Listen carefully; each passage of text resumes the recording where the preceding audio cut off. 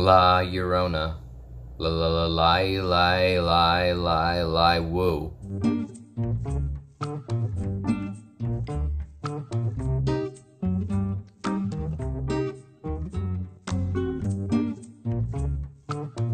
In 1973, a young mother of two learns about the haunting folktale about a ghostly woman who is always on the lookout for more children to steal and ultimately kill.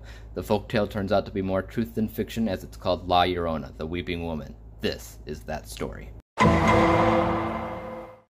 Curse of La Llorona is actually in the next installment in the Conjuring Universe, which actually came as a complete shock to me. I knew next to nothing about this movie. I just knew it was a horror movie, people were talking about it, so I thought I'd give my 2 cents about it, and lo and behold, it's another Conjuring movie. I very much like the Conjuring Universe. Some work for me, some don't, but I like the universe as a whole. I like the cinematic approach they take, so I was beyond happy to see that they made another movie that fits into this big, expansive universe. That being said, it's barely part of the universe. It's basically a branch of it that's hanging on by a thread, and that's basically it. Don't get me wrong, there are things in this movie that connect it to the universe as a whole, but those things are completely and utterly unnecessary. If they didn't exist at all, the movie would still stand on its feet. Regardless of those connections, regardless of the universe, how is the movie on its own? Let's check it out. So when it comes down to this Conjuring universe as a whole, you kind of come to expect really, really good characters, specifically with the villains, the monsters, if you will. They're just usually so unique, so different, so original, and I can't really say that with La Llorona. La Llorona is just like this ghostly woman in a wedding dress, and that's something we see all the time in other paranormal movies just like it. Sure, it might actually be based upon actual folklore, but I'm not going to dig so deep into the real folklore story because I just want a movie that makes sense, that fits in this Conjuring universe, and I can't really say it does that. Everything in this category kind of comes and goes and you miss it because it's nothing that stands out as great or bad. The only thing that actually does, Linda Cardellini's acting performance in this movie really takes me out of the movie, especially when she's acting scared, which is a majority of the time. She just can't pull it off. Overall, this category is kind of lackluster. It's definitely not what I come to expect from a Conjuring movie. 9 out of 20 possible stars. Honestly, there's not much to expect when it comes down to the writing category for any of these Conjuring movies. Sometimes you get something great, sometimes you don't, but you do expect something good. There's just so much to be found in the writing category of The Curse of La Llorona that I didn't like. Whenever Raymond Cruz would say something in the movie, my experience would dither away. It would just take me out of it because he's trying to be funny, he's going things like ta-da, and it's just like, it doesn't fit within the confines of what they're going for in the movie. Also, like I said, I didn't really find it super original. It feels like everything else out there when it comes down to paranormal, ghostly women that wear wedding dresses. It also doesn't feel like a deeper, meaningful story, even though it is completely centered on kids and their misfortune. Plus, it doesn't really feel like it's going anywhere. It doesn't really feel like the main characters are trying to solve a crisis so much as they are trying to just kind of figure it out. I was interested enough to see it and keep watching it, but that's all I can really say. 3 out of 10.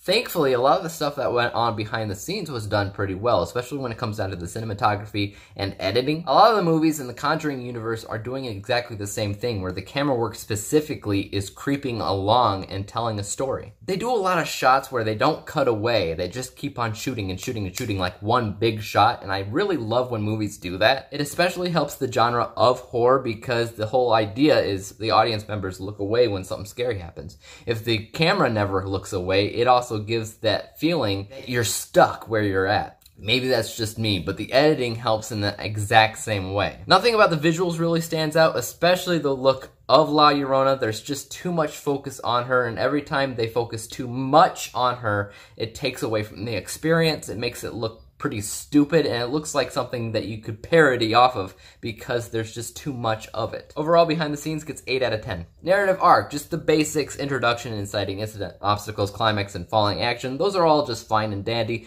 Nothing too terrible there. Because they're not actually trying to do anything specifically, then there's not much obstacles in their way. Good introduction to the characters, good introduction to the actual folklore, good inciting incident in the very beginning that kicks off all the action. And the climax itself is fine. 8 out of 10.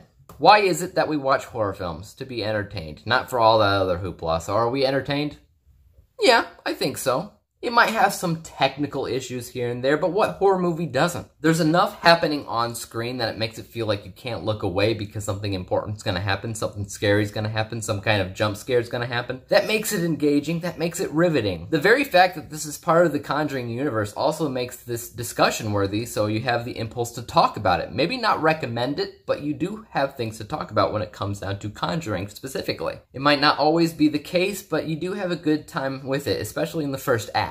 I think most fans of horror films wouldn't be opposed to seeing it again. I'm not convinced that they would rush off to the theater to see it right away again, but I don't think they'd be against seeing it again in general. I'm not gonna sit here and say it's gonna knock your socks off because it's brilliant or it makes your brain melt with how epic it is. It's not like that, but it is decently entertaining in general. 5 out of 10. Specialty category, what do you expect to find out of The Curse of La Llorona? First off, as a Conjuring movie, how does it do? Like I said, it does have some obvious connections to the universe as a whole, but those connections specifically are barely there and they are completely unnecessary. They almost feel completely forced. If those connections didn't exist, the movie would still stand on 2 feet. Overall, making this film feel like it's not part of the universe. 0 out of 10. As a horror film, is it scary? That completely depends on you, on what you define as scary, because scary is a subjective term. If you're a fan of jump scares, you'll probably love this movie, because there's plenty of jump scares to be found here, and I do believe a lot of the jump scares work very, very well, are very, very effective. Some of the jump scares, on the other hand, don't work as well because as long as the movie plays, the more jump scares there are, the more predictable they become, and the more they want to show La Llorona, and the more that they show La Llorona, the worse it gets. I'll give it 5 for this.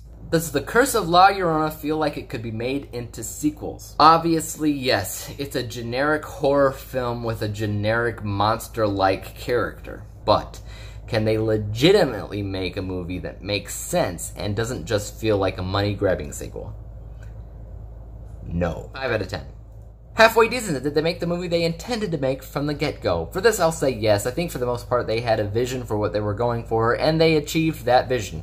Specialty category gets 20 out of 40 possible stars. If we add up all those points, we get 53 out of 100 possible stars, 53%, which if we look at the Conjuring universe as a whole, that places this in second place. Well, second to last place. This is the second worst movie, right above the first Annabelle movie, and right under The Nun. That's right, guys, I do consider The Nun to be a better movie than The Curse of La Llorona. Why? Well, it's only by a little bit, but I think it's because of creativity. You're going to remember The Nun more than you're going to remember the La Llorona. Guys, tell me what you thought of The Curse of La Llorona in the comments down below. And for YouTube, you know you can subscribe to me. Hit that like button, hit the bell to be notified when I come out with my next review, whenever that is. Peace out.